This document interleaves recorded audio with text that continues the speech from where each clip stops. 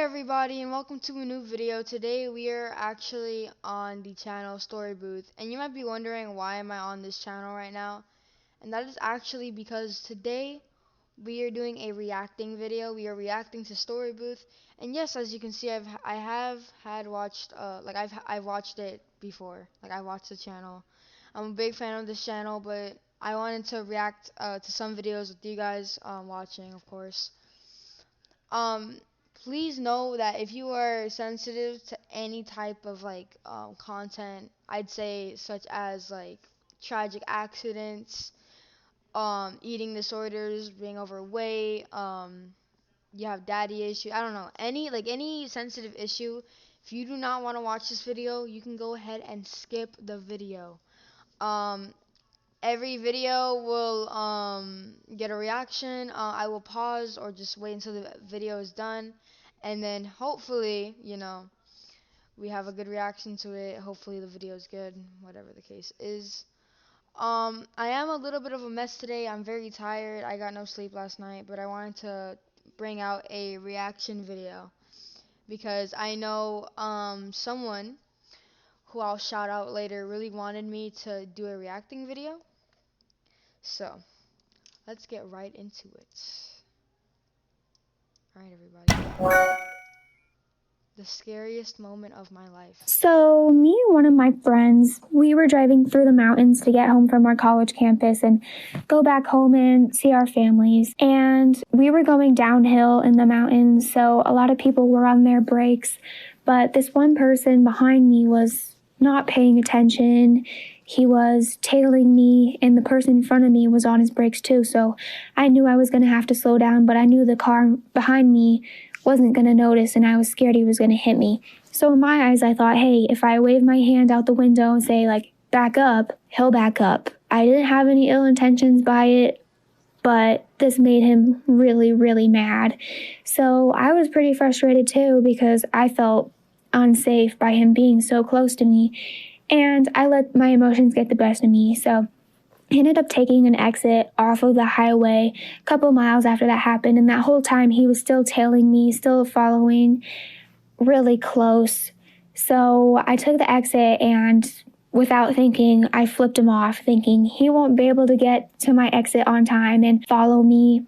But he did. He actually cut over 3 lanes of traffic and over a median to follow us. It was so unbelievably dangerous, and I'd say in this whole entire situation, he probably almost hit 5 cars in this Okay, I'm gonna say this right now. If you were ever driving, road rage is the worst, but having someone following you and constantly trying to get on your ass is horrible. I've had that happen to me with my mom and one of my friends, and we were out. This is a little story, but we were out, and my mom let her road rage get the best of her, which caused some crazy ass lady to follow us, and it was basically the same thing that's happening now, and it's not fucking good. Like, honestly, road rage, it's understandable in some circumstances, but you need to be careful because someone could literally have like a fucking gun or like a knife, and they could attack you because people like being dramatic on the road. So process. So I was scared when I saw that he was still following us. And I thought of the movies instantly, where when you're being chased, you just take a sudden turn and hopefully they won't react in time and you'll lose them. So that's exactly what I did. And he actually almost hit me when I did that. But he also took that turn, and I was terrified at this point. And I saw that this guy was digging through his glove box, might have had a weapon or something. So I thought we were in immediate danger. So we were in a lot of trouble, and I was doing whatever I could to get away from this guy. And so I was speeding through this neighborhood, hoping that no one would jump out in the street, because I would definitely hit them. I was so terrified. But we ended up making it out okay, because his car got stuck in a patch of snow, and I ended up hitting a trash can getting away from him, but everything worked out well. So moral of the story, don't let your emotions get the best of you when you're driving. Just stay safe and know that you're not invincible on the roads. alright, so that was the end of the video. My thoughts on that, yeah, like he was probably most likely gonna fucking take out like a weapon to attack her with. And people like that exist. Like it's crazy. I don't understand why people get so mad on the road. Like I mean, I understand if someone makes like an accidental like cut, like they cut you off out of nowhere or some shit, but like I don't know, it's just like an over dramatization, you know? It's stupid, but yeah, I would suggest not to rage on the road as badly. Like, don't flip anybody off, don't curse at anybody. Of course, like, stick your hand out and like motion them to like stop or something. But even then, someone can get mad at that, like how he did. So let's go to the next video. Let's do it. This happened December 14th. I was in bed just trying to relax after a long 10-hour By the way, this is called "I Lost My Cousin in a Tragic Accident." shift from work, and I got a text message from my sister saying that our cousin just died. From what I heard, he died in a car crash. Learning more about it when I got to my uncle's house that he was drinking and driving. I've never felt a pain like this in my life before, especially with someone that close. I grew up with my cousin, literally, since childhood. Like, he's known me since I was a baby, and he was like a little bit older than me. I would say 5 years older than me. We would play together, and growing up, we would play video games together and ride around our bikes around the park and play video games on the computer as well. Like, his family and our family were very, very close. Like, we have lots of love in the family. And what's horrible is that the day before he died, he got to meet his new baby nephew for the first time, and the next day he was just gone. Going over to my uncle's house, it was very heartbreaking because I've always seen him as a strong man, and he just lost his baby. Like, my cousin was the youngest of his family, and it's just hard because you just want to think it's a nightmare and you don't want this to happen. And To anybody that has to deal with this, like I'm really sorry, cause like it's pretty common for someone just to like up and die because of drunk driving and car crashes. They're like the leading death when it comes to people. And my God, it's sad, but I think something that you can get from this is not to drink and drive. And if you are drunk, then you can always get a taxi or an Uber or ask one of your family members or friends to pick you up. Not go in a car when you're drunk and drive off because that's how he died. And that's sad, but sometimes you have to think, even when you're drunk, you're still capable of making that choice. Unless if you're just like blackout drunk. But let's continue. like, you can't believe that someone you love is gone, and it's just something you don't want to process, something you don't want to believe in. You just wish it was a nightmare. You just want to wake up and hope that it doesn't happen. And it's just horrible because I felt so much guilt because I always wanted to reconnect with him ever since he moved to a different state. And like, yeah, we still love each other. I just wish, I still feel this guilt of not being able to reconnect with him. And it's just hard right now because not only did I lose my grandpa this year, I lost someone who I thought was my older brother. So what I'm trying to say right now is cherish every moment with your family. You'll never know when they're gone in a split second. And of course, don't drink and drive. Just don't. Damn, that's so fucking sad. My God, I feel so bad. Um, you can, yeah, what he said, like, you gotta cherish everyone around you and shit. I'm more known as an asshole than a sweetheart around most people, but I do appreciate the people I have because I've been through a lot and they've been through a lot. And I really do appreciate, like, my friends and my family and everything. But this story kind of, like, resurfaced something. It made me feel like, damn, like I should call all my friends and my family and be like, hey, I love you, which is something I don't do. But let's get into this third video.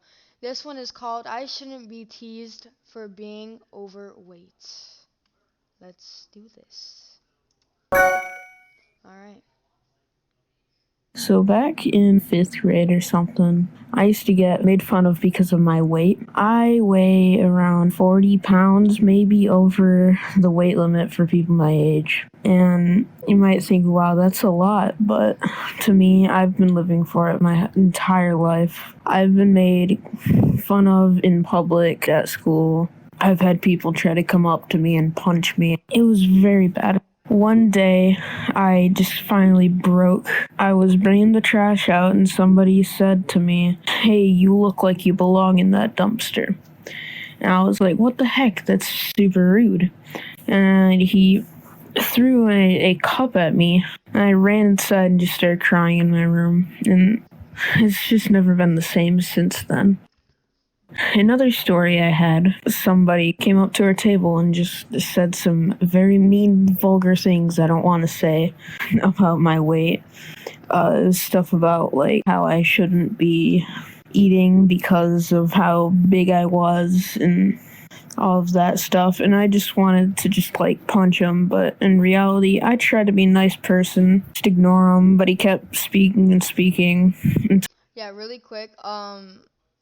When people bully, they prefer a reaction out of you. So it's more of like if you don't give them any and you show that you don't care, they'll back off. But in this case, it's like annoying because they're picking on you because of your appearance. I mean, okay, being fat is something that most people are able to control, but sometimes people can't control it, and that's fine.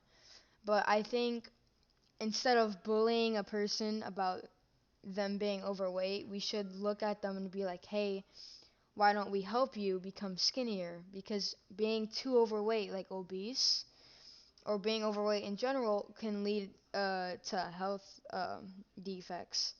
And I think providing awareness and helping others not feel ashamed because they're fat is the best thing, and to help them find a right diet and a right plan to not be overweight and to be average weight, skinny, That's my opinion, of course, but let's continue.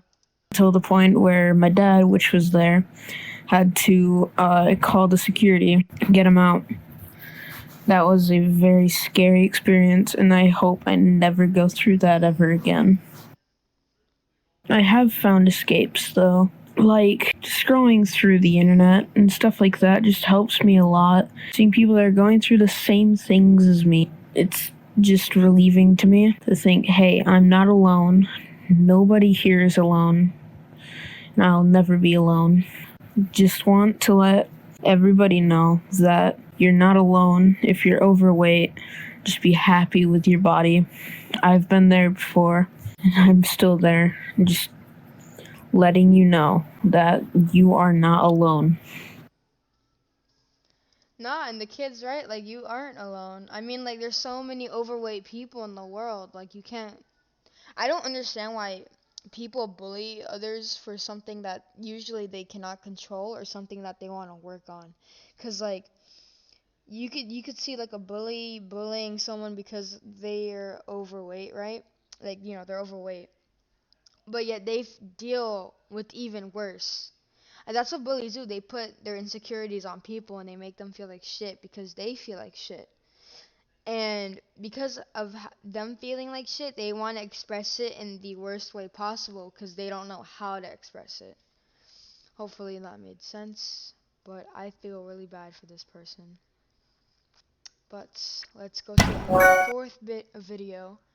I did the wrong thing after being bullied. Alright, let's check this out.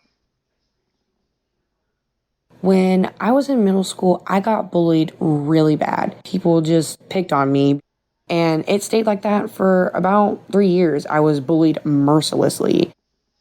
I was called names and stuff got thrown at me, and people would write mean names on the bathroom walls.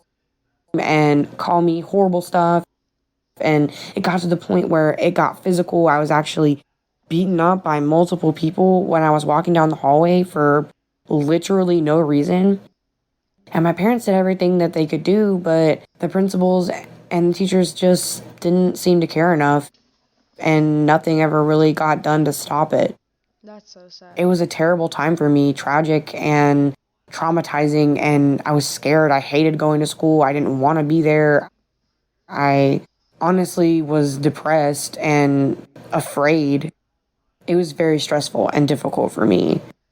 But Okay, really quick, about that, for anybody that's being bullied, my best advice is to not give a reaction and not like to put up with it, but keep not giving a reaction until they get bored. Because eventually, yeah, they might beat you up once or twice, or they might keep calling you names, but showing that you really just do not give a fucking shit is gonna help you. And I think in the long run, it's better for you not to care and not to give a reaction, because they'll end up going away. Bullying isn't forever, it's not a forever thing. And also, side note, she was saying how the teachers and the principal didn't care.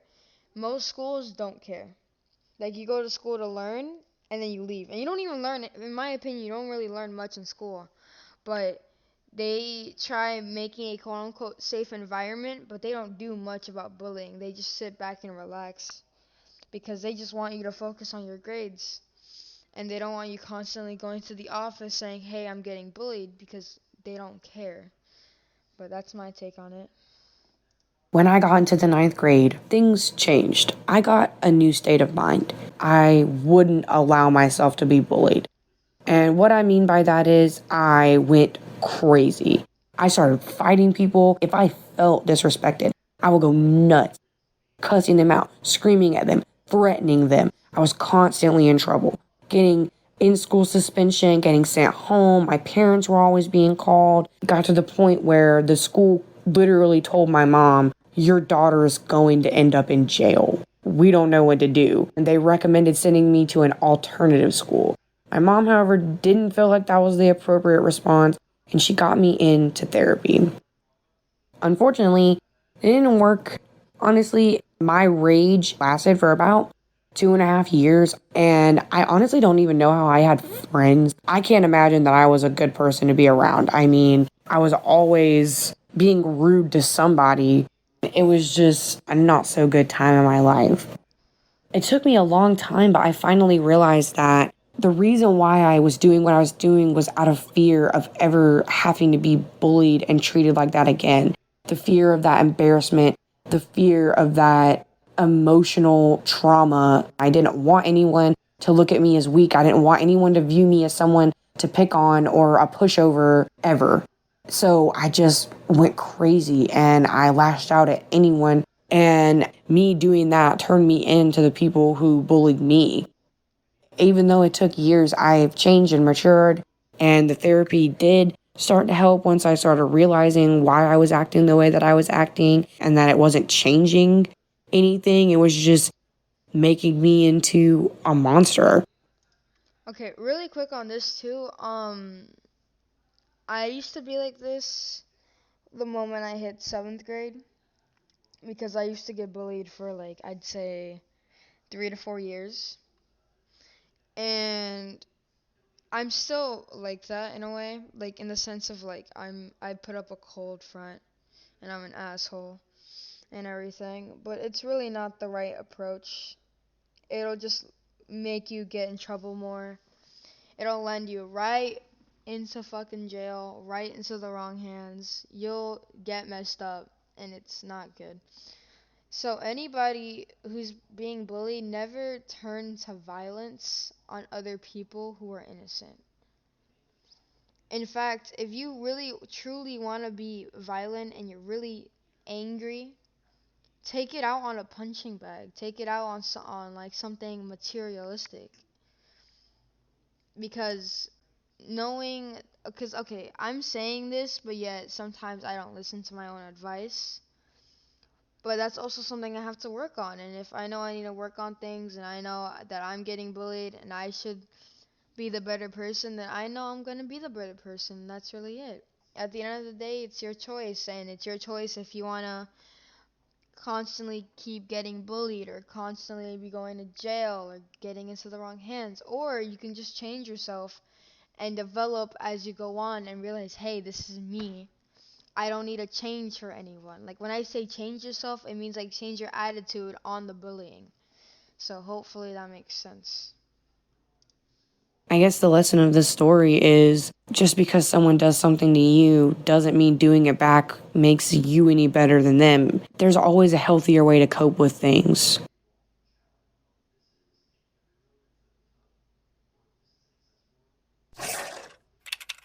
Alright, that is the end of that video.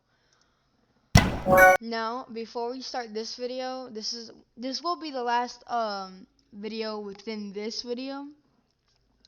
But remember, I don't know if I said it earlier, but please check out Storybooth. All credits go to them. Storybooth created these videos. If you do want to go to the website, then go right the hell ahead and submit your own story. Um, I really do appreciate this company for allowing young voices to share their stories, and I think that's my favorite thing about Storybooth, and that's why this channel is one of the best channels on YouTube itself. So yeah, go ahead and check that channel out. We're gonna play the last video. Since this video is about daddy issues and this kid speaking out about his dad, I will try my best not to pause, and if I do pause, it'll only be for a little bit, and then I'll share my thoughts afterwards. So let's continue. My story begins with my parents. They were both addicted to drugs and alcohol, and they lived in a small house. They got married after being together for maybe 2 to 3 years. My mother became pregnant with me, and she truly believed that I was a blessing from God. So she got completely clean off any drugs and booze, and she also got a job working really hard to pay for me and herself while she was still pregnant. In the months she was clean, she became upset and distant with my father as he continued drinking and using drugs. They argued all the time, and my father didn't pay any bills, nor did he have a job, nor did he quit any of his habits. But nonetheless, they stayed together. My mother then gave birth to me. My father missed due to his drug use and informed my mother at the hospital that he lost the house because, well, I am sorry, I had to go on mute. I don't know if there was a weird audio cut, but I had to sneeze, and I did not want to sneeze during the recording. So yeah, sorry. he didn't pay any of the bills for months on end. They were separated but still legally together. Up until 2009, when my father went to prison for a violent crime, he was sentenced to a 10-year sentence with parole after having served 5. So I grew up without him. I was almost in the 5th grade by the time he was released for good behavior. Then he tried to get back into my life. I started going to his house sometimes when he asked me on the weekends. He remarried only a few days after being out of prison, and I didn't like that. I didn't like being around his house because, as far as I knew, my dad and his wife's family were just strangers to me. When I was a kid growing up without him, I really missed my dad, like, a lot, even though I didn't remember him at all, and I felt guilty for looking at him as a stranger. And then, across a 3-year period of middle school, my father showed his true colors. The first incident that made me lose a lot of respect for him was when he continued having marital problems with his new wife. They would argue a lot, and they both said hurtful things, and she even tried to grab me to keep me in the house when they argued and my father tried to stay at a hotel with me for the night. Then, the second time, he had divorced and remarried once again only a few days after his divorce. This woman already had 3 children, and I was obviously ignored for the other kids when I went to his house. Then, they also had marital problems. He would tell me to put my shoes on and jacket so they could leave, and then he would go back to argue, and then he would tell me to put my shoes and my jacket on and go back to argue, and this would continue for almost the whole night. Now, they both have 2 more kids, and my father is struggling to provide for them. And at one point, I realized the same thing had been going on for almost 4 years of his freedom after being out of jail. So 13-year-old me decided to stop going to my father's house. I would make excuses and only go when I had to, and my father would continue to get angry that I wouldn't go. So now, nearly a year after making excuses not to go, the next time he asks me to go to his house, I'm going to say no and explain why I'm never going to his house ever again. Because he's done nothing in his 4 years of freedom. I haven't found the courage to say it to his face yet, so wish me luck. Alright, so that was a heavy hitter for a few people. For me, I've always had my dad, and he's always been there, and he's never really treated me like shit, and he's never treated my mom like shit. But someone like that doesn't deserve the love from their own kid. They don't deserve the love from their wife. I I don't know. It's such a touchy subject, and like it's horrible because nobody should go through that. And there is no reason. There's no reasoning for him to act on like that. Especially because he didn't say that he was continuing drugs or anything. But either way, those were the mistakes that he made, which caused the problems that he has now. And I know deep down that that man regrets having more kids. And I know he regrets doing all that drugs and all that booze and everything.